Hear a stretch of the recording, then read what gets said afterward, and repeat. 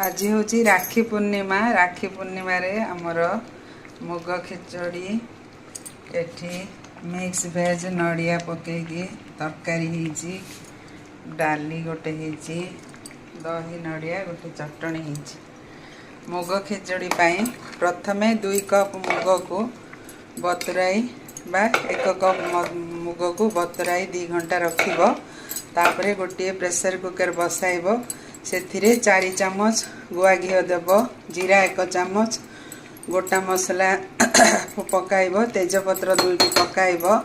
तापरे 2 ग्लास चाउल को सेई घी रे भाजिबो। भाजी सारला परे 2 ग्लास चाउल रे 4 ग्लास पानी देव। पानी दे सेथिरे किछि नड़िया कोर, हळदी गुंड, आवश्यकता अनुसार लूण पकाई ताको प्रेशर कुकर बंद करी